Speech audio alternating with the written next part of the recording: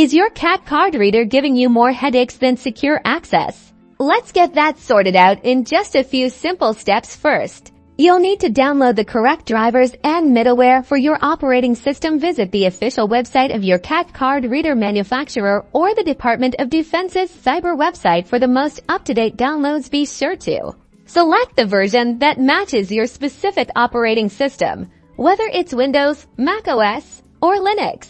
Next, once the downloads are completed, install the software. Just follow the on-screen prompts after the installation is complete. Restart your computer now. Plug your CAC card reader into an available USB port.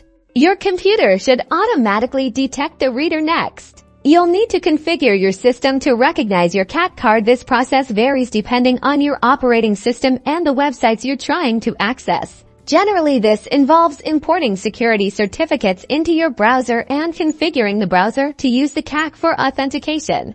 A crucial step is to test your CAC card and reader. Visit a government or military website that requires CAC authentication if prompted. Select your CAC certificate if you're able to log in successfully. Congratulations! Your CAC card reader is now set up. Just remember, always adhere to security protocols when accessing sensitive information. And that's it. You're now ready to securely access government and military resources. If you encounter any issues, refer to the official documentation or seek assistance from your IT support team.